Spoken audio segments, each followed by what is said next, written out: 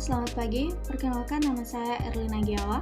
Di video kali ini saya akan menjelaskan materi IPA mengenai ekosistem. Sebelum kita menjelaskan apa itu ekosistem, kita perlu tahu dulu apa itu tujuan pembelajaran. Tujuan pembelajaran ada 3. Yang pertama, siswa mampu mengetahui pengertian ekosistem. Yang kedua, siswa mampu mengetahui komponen ekosistem. Dan yang ketiga, siswa mampu mengetahui jenis ekosistem. Jadi kita perlu tahu dulu apa itu ekosistem. Ekosistem adalah hubungan timbal balik antara makhluk hidup dan lingkungannya. Jadi hubungan ini saling memberikan pengaruh di antara keduanya. Ekosistem terdapat di semua belahan bumi. Ada ekosistem laut, ekosistem hutan, ekosistem padang rumput, dan lain sebagainya. Ekosistem tersusun antar individu, populasi, dan komunitas. Berdasarkan proses terbentuknya ekosistem terbagi menjadi 2 jenis, yaitu ekosistem alami dan ekosistem buatan. Jenis ekosistem yang pertama, ekosistem alami. Sudah ada di alam seperti jenis ekosistem yang terbentuk dengan sendirinya, tanpa campur tangan manusia atau diciptakan Tuhan.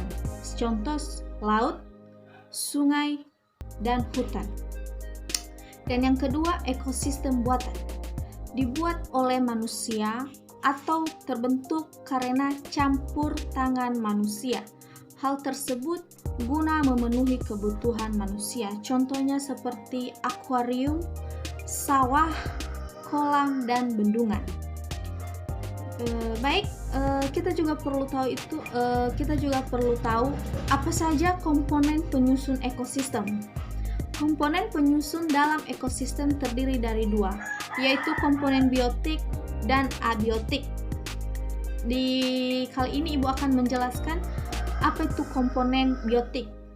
Komponen biotik semua makhluk hidup yang terdapat dalam sebuah ekosistem atau tumbuhan, hewan mikroskopik seperti bakteri dan manusia.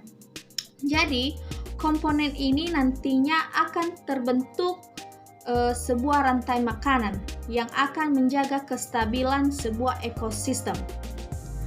Komponen biotik dalam sebuah ekosistem dapat dibedakan menjadi beberapa macam, tergantung dari cara mendapatkan makanan dan tingkat trofiknya.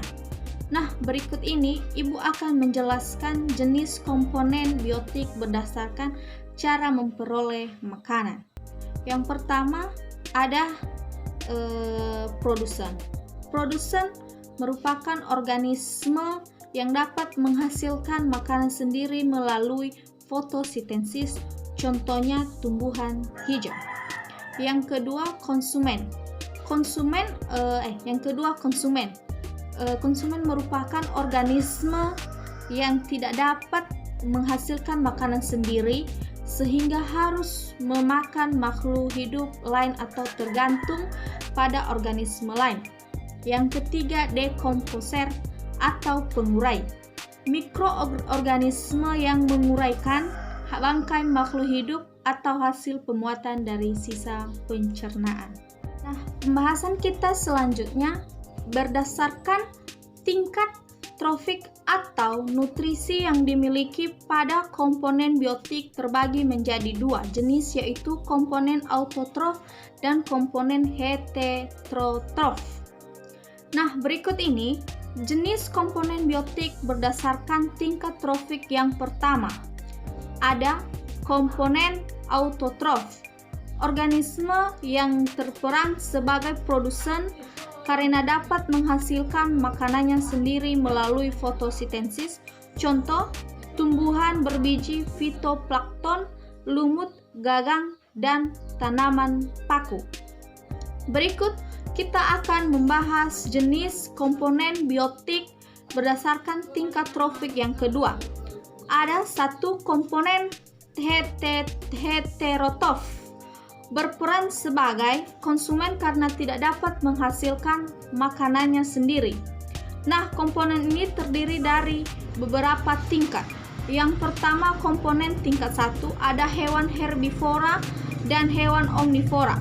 Komponen tingkat 2 ada hewan karnivora pemakan herbivora dan hewan omnivora. Tingkat 3 hewan karnivora pemakan karnivora dan hewan omnivora. Keempat, dekomposer dan detritivor atau penguraian. Oke anak-anak, sekarang karena kita sudah siap membahas jenis komponen penyusun ekosistem yang pertama, sekarang kita akan membahas jenis komponen ekosistem yang kedua, yaitu komponen abiotik. Komponen ini tidak hidup atau fisik dan kimia yang mendukung serta menjaga keseimbangan suatu ekosistem seperti suhu, air, cahaya matahari, udara, bebatuan, tanah, dan kelembapan. Baik anak-anak, sekalian tadi kalian sudah mengetahui apa itu ekosistem, jenis-jenis ekosistem, dan komponen penyusun ekosistem.